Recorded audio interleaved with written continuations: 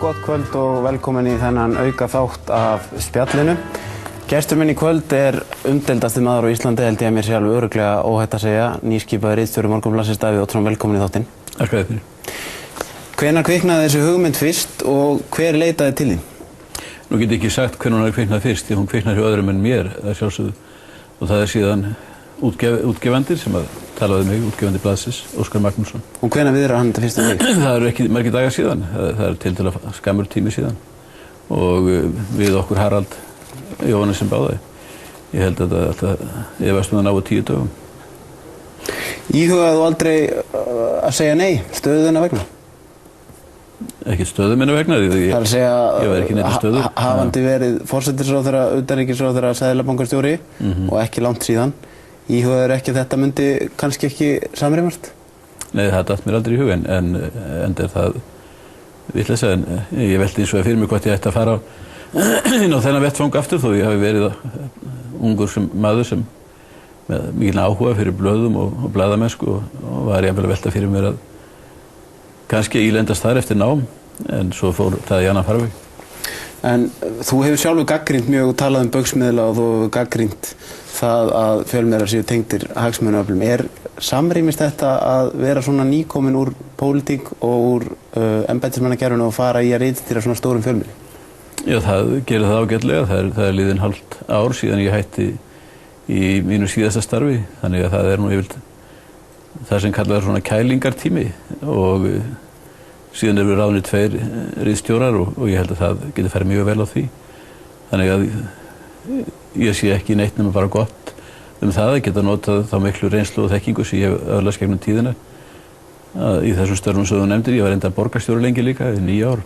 Getur þú orðið öllur ritstjóri? Getur einhver orðið það.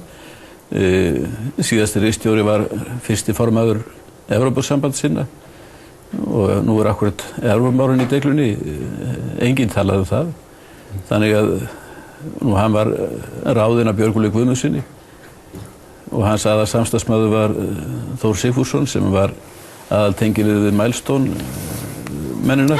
Enginn gerði athugasemdir það. Þetta dálítið, menn velja þetta svolítið eftir hefndinni. Ég verið til þess fallinn í hlutlausum seðlabanka, þó ég hef starfað þar, að fjalla slík mál heldur en menn sem eru tengdir aðalleikendunum í þeim miklu atburði sem urðu. Þannig að það Nú vita menn að þú hefur skoðanir og ekkert legið á þeim á nánast öllum lykilmönnum á Íslandi, hvort sem að þeir eru í pólitík eða fjármálalífinu. Ég held að ritstjórar yfirleitt séu ekki skoðanalausir menn. Ég held að engin eigandi blaðs myndir nokkur sinni ráða skoðanalausan ritstjóra. En þeir hafa kannski ekki viðrað skoðanina jafn sterkt og þú og þeir eru kannski ekki jafn umdeildir og þú. Já, ég skil nú ekki alveg þetta talum að einhver séu umdeildur, það einhverjir séu með honum, einhverjir séu á móti honum. Það sýnir bara að menn hafa komið víða við og kannski náð miklum árangri og skapurinn að sumum. En ég tel mig alls þar að hafa unnið mjög málefnalega mínum málum og mun gera það áfram. Og Morgunblaðið þannig blað að þá það skilið að menn vinni þar af heiðarleika og kostgæfni og einurð og allt það mun ég gera og ég veit að við félagarnir fyrr sem komið þarna inn, við munum gera það báðir. Á fólki sem að horfa okkur núna heim í stofu að trúa því að það kemur frétt inn á borð Samfylkinguna til dæmis að henni verði ritstýrt á hlutleysi? Þú hatar Samfylkinguna eins og pestina. Ég hata ekki nokkurn mann og ég hef frekar illan bifur á mönnum sem hata fólk. Því að það yfirleitt þannig að hatrið fer verst með þann sem haldinn hatrinu. Og það hins vegar þannig að flesti menn þola ágætlega þessu hataðir. Ég býst við að ég sé aldrei hataðar á mönnum, það gerir mér bara ekki til. Amma mín sagði nú stundum að menn flesti þyldu hatur fáir fyrirlitningu. Það getur vel verið í fyrirliti einn og einn mann en það mun ekki hafa neina áhrif á störminn, ég hati ekki nokkurn mann. Þannig að fólki heim í stofu á að trúa því að þú getur fjallað hlutleysi sem ritstjóri pólitíkin á Íslandi til dæmis? Já, það held ég að menn eigi að gera. Það reyndar, þeir menn sem þarna verið ritstjórar hafa allir verið í sama flokknum. Matthías Jóhannesson, Styrmi Gunnarsson, Ólafur Stephensen. Ólafur var formaður Heimdallar, ég var reyndar aldrei formaður Heimdallar og Styrmi var formaður Heimdallar. Matthías var aldrei formaður í þessum félögum en hann var virkur í samband ungra sjálfstæðismanna og svo framvegis. Þannig að allir þessi menn komið til dyranna eins og þeir eru klæddir. Við sjáum nú til dæmis í þegar við horfum á fréttir Ríkissjónvarpsins að það fjöldi manna afar hallir undir Samfylkinguna. Þeir gangi ekki með flokkskírteinið, en þú sér það. Hvernig sjáum við það? Þú bara heyrir það á fréttaskýringunum og það ekkert að því. Hvernig heyrum við það á fréttaskýringunum? Já, hvernig getið útskýrt það fyrir þér ef menn að hlusta á fréttirnar og það mjög vilhalt við einhvern ákveðið málstað, þá heyrir þú það. Það heyrir það auðvitað allir og það heyrir ég og þá það. En Ríkissjónvarpið sé haldt undir Samfylkinguna? Fréttastofan, já. En látum það vera, en það kannski Ríkisútvarpið með meiri skyldur heldur en einkamiðl, sjáðu til. Nú, allir vitum hinn miklu tengst Fréttablaðsins og Samfylkingarinnar og Baugs og Samfylkingarinnar, ekki satt? Þannig og ekki gera athugasemd við það. Þannig svona þetta. En ég segi fyrir mig, ég kemur algjörlega til dýran eins og ég klæddur, ég hvergi að fela eitt eða neitt. Þú ert ennþá skráður í Sjálfstæðisflokkinn? Að sjálfsögðu, já. Og þér finnst það allt í lagi að vera skráður flokksfélagi í Sjálfstæðisflokknum og ritstýra þessu? Mér finnst miklu heiðarlegra að vera með flokkskírteinið. Ég er gamall formaður þessa flokks, alveg svo síðasti ritstjóri Fréttablaðsins var áfram skráður í flokkinn, Sjálfstæðisflokkinn. Mér finnst miklu heiðarlegra að gera það heldur en að vera í raun í hjarta og öllum hugleiðingum, störfum og stefnu hlindur einhverjum flokki en telja það að þú gangir ekki með flokkskírteini þá sértu heilagur maður eins og við séð svo marga að gera. En hefur eitthvað fyrir þér í þessu sem þú vart að segja með að fréttastofa Ríkissjónvarpsins og útvarpsins í höllundir Samfylkingunni? Ég bara hlusta og ég heyri. Hefur þú ekki heyrt þetta? Ég hef ekki tekið sérstaklega eftir þinni? Nei, góðu kollegana er ég að segja. Finnst þið það? Já, mér finnst það. Mér langar að vitna aðeins í fjölmiðlafrumvarp þitt sem að þú meðal annars semur frá árinu 2004 þar sem þú segir það er í þá almannahagsmuna fjölmiðlar séu sem óháðastir í störfum sínum þannig að ekki leiki grunur á ákvörðunum birtingu, upplýsingu og umfjöllunum einstök mál ráðist af tengslum fjölmiðlana við valda eða hagsmunaöfl í samfélaginu. Þú ert tengdur afli sem að heitir Sjálfstæðisflokkurinn. Já, eins og ég nefndi ritstjóra Morgunblaðsins hafa allir verið sjálfstæðismenn. Og það er engin breyting á því. En rýmist í fortíð inn í þessu? Þarna sem þú veist, fjölmiðlafrumvarpið snýrist alltaf aðra hluti. Fjölmiðlafrumvarpið snýrist það að menn getur ekki haft yfirburða eignarhald á fjölmiðlum sem hefðu jafnframt yfirburða eignarhald á stærstu þáttum atvinnulífsins á landinu. Þannig það snýrist það, þannig við skulum halda okkur við það efni. Verður Morgunblaðinu stefnt gegn ríkisstjórninni eins og haldið hefur verið fram? Nei, það verður því ekki. Morgunblaðið hefur ekkert leyfi til að gera það. Morgunblaðið verður að vera trútt sínum lesendum. Morgunblaðið á að eins vera að upplýsa fólkið í landinu eða áskrifendur blaðsins. Það nú kostur við Morgunblaðið að menn sem ekki kunna við skrif þess geta hætt að vera áskrifendur þess. En aðri verða að fá slíka fjölmiðlinu lúna hjá sig, hvort sem þið vilja það eða vilja það ekki. Þannig að það er mikið aðhald sem að lesendur, áskrifundur hafa á Morgunblaðið.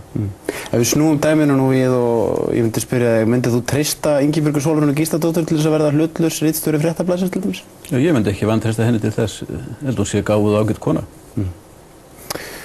Ef að eigendurnir, að því nú ert þú ritstjóri, ef að eigendur blaðsins reyna að hafa áhrif á þig í fréttaflutningi, hvernig myndu bregðast við því? Ég á ekki von á því að þeir myndu reyna það. Það er nú mjög sjaldan að menn hafi reynt að hafa einhver svona áhrif á mig sem ég vil ekki að menn hafi. Þannig ég á ekki von á því að það sé. En hins vegar þá tel ég að menn auðvitað virða þau sjónarmið sem eigendur hafa því að eigendurnir í þessu tilfelli til að mynda er að koma að blaði sem er komið í fjárhagslegt þrot. Það var búið að láta fyrir eigendur fara frá blaðinu, þeir fengu ekkert afskrifað og síðan bara blaðið boðið út vegna þess að bankinn taldi heppilegast fyrir sig að reyna að fá einhverja menn inn til að gefa blaðið út til að það fengi eitthvað upp í skuldir blaðsins. Þannig að sá áróður að þessir eigendur að fengi afskrifaður einhverjar skuldir, það er algjör misskilningur. Tölum aðeins fjárhagsstöðu Morgunblaðsins. Er það sanngjarnt gagnvart skattgreiðendum sem að hafa aldrei kosið Sjálfstæðisflokkinu og eru á móti Sjálfstæðisflokknum að það hafi verið afskrifaðir svona miklu peningar í fjölmiðli sem að núna er ritstýrt af manni sem er skráður í Sjálfstæðisflokkinu og tengir Sjálfstæðisflokknum þessum miklu böndum? Tengist ekkert Sjálfstæðisflokknum meiri böndum heldur en fyrirverandi ritstjóri Fréttablaðsins sem ég mæki til þess að þú eða nokkur annar geta athugasemdir við að gegna slíku starfi. En eins og ég var að segja við þig, það var ekkert afskrifað gafað þessum eigendum. Blaðið fór í þrot, bankinn tók það rauninni yfir. Allir þeir eigendur sem áttu í blaðinu. En það hefði náttúrulega verið hægt að leggja blaðinu yfir. Allir þeir eigendur sem áttu í blaðinu mistu allt sitt. Annar ríkisbanki kom að öðru blaði og öðrum fjölmiðlum og afskrifaði skuldir eigandana sem héldu áfram eignarhaldin. Það miklu undarlegri hlutur. Ertu þá að tala 365? Já, þú veist það vel sjálfur. Og hvaða afskriftir ertu að tala þar? Þar voru skuldir afskrifaðar og komið fram í öllum fjölmiðlum. Blaðið var ekki tekið yfir af bankanum og eigandinn tekinn af blaðinu eins og gert var í Morgunblaðinu. Menn sem höfðu verið eigendur blaðsins að hluta til í áratugi mistu alla sín eignir í Morgunblaðinu. Hefur það komið fram að það hafi verið afskriftir í Fréttablaðinu eftir raun? Í 365 miðlum? Já, hvað? Landsbankinn gerði það. Þú hlýtur að fylgst með því. Þeir eigendur þar hafa reyndað að neita því? Nei, það vitað. Þeir segja að þeir hafa komið með nýjan pening þar inn? En það var afskrifað stórir peningar. Kostlega skuldir. Það er það sem var gert. En í tilfelli Morgunblaðsins þá var það aðalkrafan að allir þeir eigendur sem þar voru, þeir mistu allt sitt, alla sínar eignir í blaðinu. Og forræði blaðsins. Þú hefur verið, Davíð, einn af þeim sem hafa talað hve harðast baugsmiðla. Hvað finnst þér ef að andstæðingar þínir myndu núna kalla Moggann til dæmis valhallapapír? Þeir geta gert hvað sem þeir vilja. Við sýnist þeir séu að gera eitt og annað, þannig að þetta sjást bara lítið ef þeir gerðu það. Menn gera bara það sem þeir vilja. Blaðið mun standa fyrir sínu og standa sér vel. Sjáðu til. Kristján Jónsson, blaðamaður Morgunblaðsins, segir í dag ef ímynd Davíðs sem ráðrík stjórnmálamanns svo sterk að fólk trúir því að hann muni hunsa alla skynsemi, stöðugt andofan í hálsmála þeim sem skrifa viðkvæma fréttir erum við í vondum málum. Þá muni versta falli ekki skipta nokkru hvað hann gerir eða hvað við fréttamennirnir gerum. Tortryggnin verður allsráðandi. Hvað finnst þér um þessu orð? Ég meira og meina sammála Kristjáni. Og hvernig ætlað þú að koma í veg fyrir að þessi tortryggni verði allsráðandi? Já, því hún mun ekki lýsa sér svona velta fyrir sér, svo var hann með aðra kosti. Alltaf þeir verður nú ekki ofan á. Ætlar þú þá, hvernig ritstjóri verður þú? Ætlar að vera lítið með puttana í störfum blaðamannana eða? Ég nú ekki búin að ákveða það, eins og ég segi, ritstjórnir eru tveir og ég kem inn og þarf mikið að læra því ég hef ekki, það er langt síðan ég hef verið í ritstjórnarblaði eða starfa sem blaðamaður eins og við nefndum í upphafi held ég. Og þannig ég þarf heilmikið að læra. Minn góði kollegi við hliðina á mér miklu reyndar en ég og ég býst að þungin lendi tvöfalt á honum. Fréttamennirnir hins vegar á blaðinu og fréttastjórarnir eru afskaplega reynt og gott fólk. Mér hefur sýnst að fréttamennska blaðsins hafi verið til fyrirmyndar og ég hef ekki séð neina líkin til þess að ég þurfi eitthvað mikið að skipta mér af því. Og ég vona það ef ég þarf að gera það eitthvað þá verður það bara til. Segir ályktun blaðamannafélagsins sem telur þá ákvörðun eiganda að ráða umdeildan stjórnmálamann sem ritstjóri Morgunblaðsins rýra trúverðugleika blaðsins? Já, mér finnst þetta ekki mjög merkileg ályktun, satt best að segja. En ályktun það engan síður frá fagfélagi? Jú, fagfélagi alltaf álykt eitt og annað. Þau náttúrulega eru í sárum þarna, það er verið að segja upp mjög góðu á blaðinu og það er tengt því þegar ég kem inn sem hefur ekkert með það að gera því það var alltaf með gert áður en ég kom og ekkert samráð haft við mig það. En það sýnir náttúrulega svo ákvörðun Morgunblaðsins að þurfa að segja upp svona mörgum starfsmönnum. Því Morgunblaðið hefur verið sérstaklega lojal atvinnu og tryggur vinnuveitandi. Það sýnir hvað alvaran er mikil fyrir fjölmiðla í landinu. Að þeir þurfa á öllu sínu að halda til að berjast fyrir lífið sínu. Mér langar að bera, þetta er náttúrulega búið að vekja mikil viðbröð eins og þú veist, mér langar að bera þess undir þig. Jón Ásgeir Jóhannesson segir í gær, ég held að Mogginn sé að fórna mikilli fagmennsku og segir líka það kæmi mér ekki óvart að slíkir taktar myndu sjást þegar hann er spurður hvort hann óttist að hann sjálfur lendi í orrahríð þegar þú sest í ritstjórastól Morgunblaðsins. Já, ég ætla ekki að kommentera á þetta. Þetta er dálítið merkilegt því að mjög margir hafa verið að tala um það með hvaða hætti 365 miðlarnir hafa verið nýttir, þannig að mér finnst þetta komur hörðust átt en ég vil ekki eins og En er það ekki vont? Ég vil ekki leggja mig niður að svara þessu satt best að segja. Og faðir hann segir það er veruleikafirring að gera óheilbrigðan mann að ritstjóra Morgunblaðsins. Hver er óheilbrigður? Ég spyr þegar ég hlusta á þetta. En bara út frá íslensku samfélagi er þetta ekki óheppilegt að þessi einu sinni enn allt frá því að baugsmálið byrjar að þessi einu sinni enn komið þetta stríð og þessar stóru fylkingar og tvö stærstu dagblöð landsins sýnist manni að séu núna í sitthvoru horninu. Er þetta það sem íslensk samfélag þarf núna? Var Morgunblaðið áður í baugshorninu líka eða eitthvað?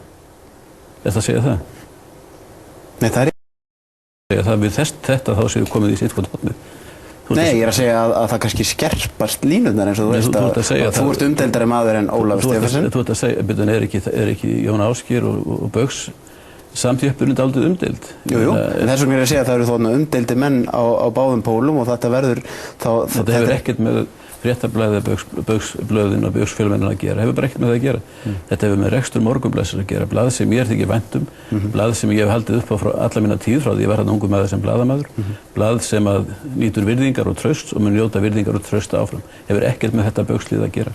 Ætlar þú að halda áfram á svipaðri línu og Ólafur Stephensen var með? Verður fréttaflutningurinn svipaður? Ég skal ekkert það segja að áherslur breytast með mönnum. Við sáum það þegar Styrmir hættur og Ólafur tók við. Það verður ákveðnar breytingar. Ég býst við að það gerist. Það er komin 2 nýir ritstjórar. Ég vek athygli að við erum 2 nýir ritstjórar þar. Það verður menn hafa í huga og örugglega mun áherslur eitthvað breytast vegna þess að menn eru ólíkir. Munt þú nota upplýsingar sem þú býrð yfir eftir veruna í Seðlabankanum og störf því sem forsætisráðherra til fréttaöflunar í Morgunblaðinu? Ég mun nota alltaf þá reynslu sem ég hef öðlast gegnum umfangsmikið störf í það hvar auðvitað þá ég vinn við. En allt það sem ég bundin trúnaði gafið mínu fyrir störfum. Þann trúna mun ég auðvitað virða. En þú hefur látið í það skína að þú búir yfir upplýsingum. Til dæmis í sumar talaður samtal þitt við bankastjóra Englandsbanka. Munu svoleiðis upplýsingar koma til frétta í Morgunblaðinu? Ég veit ekki betur en þær upplýsingar hafa verið kynntar vísu trúnaði fyrir utanríkismálanefnd, en það var reyndar allt of seint sem það var gert.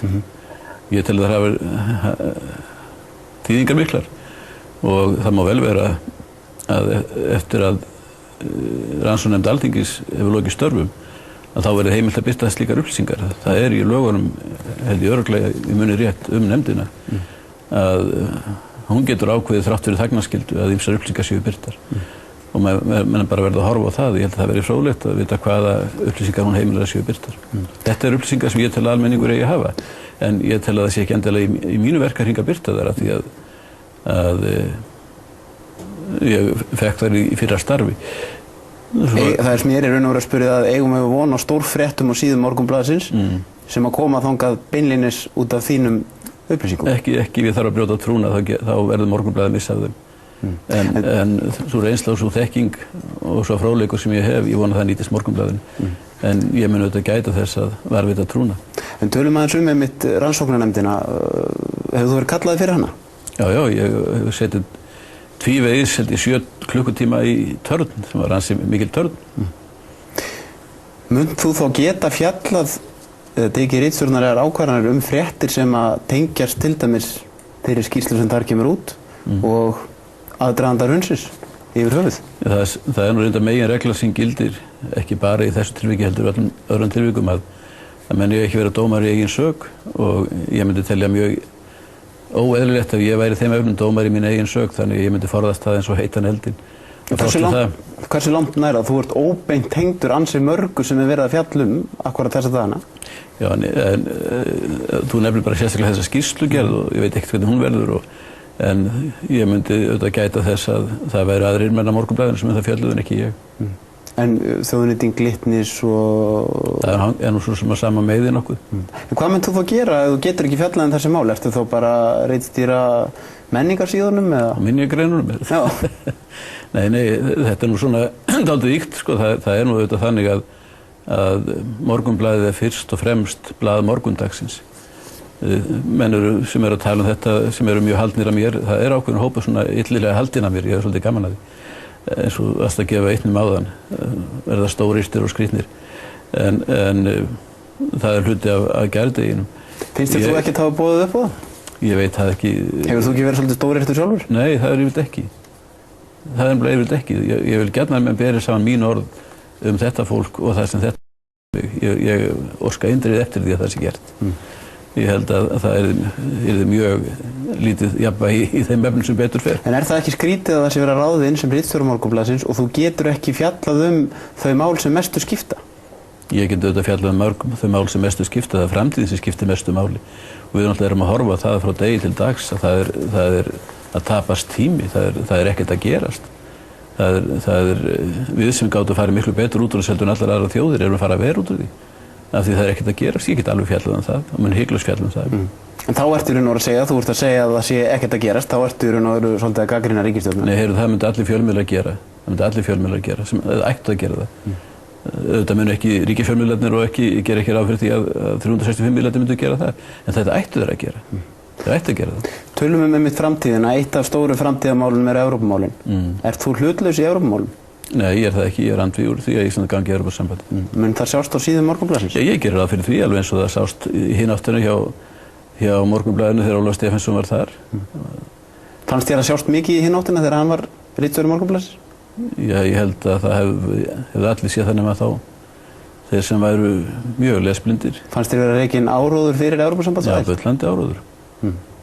En ég tel ekki að þó að menn myndu kannski vilja það, þá ætti að fara að reka bullandi áróður í hináttina, það tel ég ekki vera. Ég held að ég bara færa þessa umræðu hægt og rólega yfir í virðulegt og heiðarlegt upplýsingagefandi framgöngublaðsins. En þannig að það er opinber afstaða Morgunblaðsins að vera á móti Evrópusambandsins? Nei, ég hef bara að segja hver er mín afstaða, ég hef ekki eins og rætt þetta við Harald. Sama með Icesave-málið, þú ert heldur ekki hlutlaus þar? Nei, það á enginn að vera. Því að Icesave-samningurinn er eitt mesta skemmdarverk sem að á Íslandi hefur dunið.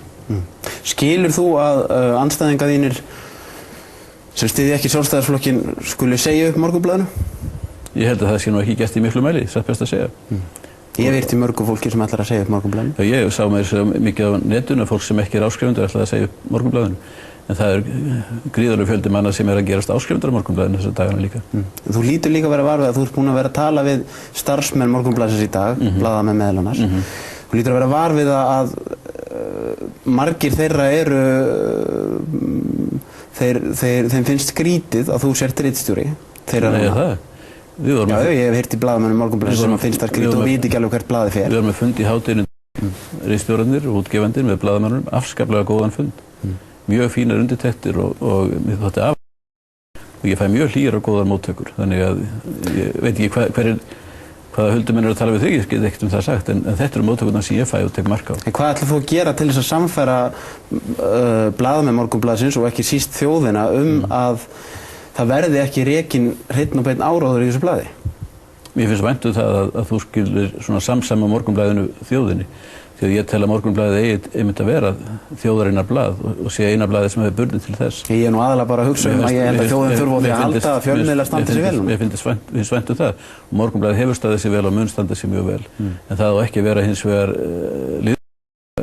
og gagnrýnislaust blað, það á það ekki vera. Hefur ekki verið, á ekki vera. En ég held líka að það sé mikilvægt fyrir þjóðina. En það á ekki heldur að vera í áróðri fyrir Icesave og Evrópusambandið. En svo að það sé alveg að reyna þá held ég líka þessi mikilvægt fyrir þjóðina að Fréttastofa Stöð 2 standi sig vel og Fréttablaðið, ég vil bara að fjölmiðlar standi sig vel, þannig að... Já, þú hefur nú ekki verið að gera svo miklu athugasemdir við þær stofnanir eins og við gerum núna, það er svolítið merkilegt. En mínar heimildir segja að þú hafir alvarlega íhugað að snúa aftur í stjórnmál. Hversu langt fór það? Það fór svo sem ekkert, það var bara hugsanir og þetta gríðarlega mikla hvatningar, það er alveg með ólíkindum. Hvernig, fyrir utan þetta hávaða fólk sem að mest er vitnað til, að það var alveg ótrúlegt hvernig fólk vindur sér að mér hvar sem ég fer. Það er alveg með ólíkindum. Varstu farin að íhuga það mjög alvarlega? Ég var náttúrulega mjög djúpsnortinn yfir þessu, hvar sem ég fer í verslanir, gengum bæinn, hvar sem ég er. Þá voru menn að segja að það er engin stjórn í þessu landi, það er engin leiðsögn í þessu landi, það vantar þessa leiðsögn sem var sem þegar þú varst hér forystumaður. Þetta er alveg með ólíkindum. Miðað við þetta talandi fólk sem nú er mest vitnað til, að þá er þetta ekki stemningin hjá þjóðinni. En þú... Þannig að þetta snart með þetta heilmikið. Og hversu langt gekk þetta? Það hefur ekki verið neinn opnun í pólitíkinni ennþá. Er það? Þannig að ég bara hlustaði á þetta af athygli, sagði vísu við þetta fólk. Ég hætti sjálfur í pólitík fyrir 4-5 árum síðan og fannst mér búin að gera mitt. Það hefði gengið afskaplega vel í 25-30 ár. Aldrei tapað kosningum, því skildi ég vera að fara á stað aftur. En svona er þetta, það er alveg ótrúlegt hvað fólk hefur sýnt mér mikinn stuðning og meira segja fólk sem sagt aldrei hafa kosið mig eða þann flokk sem ég var í forsvari fyrir, þeir segja náttúrulega á þessum hörmungar tímum þá er engin leiðsögn, það er engin von gefin, það er engin bjartsýni kynnt upp. Þetta er bara ekki neitt. Það er bara verið núna að drífa upp alla skatta og lækka laun fólks og menn halda það að þetta bjargi okkur út úr vandræðunum.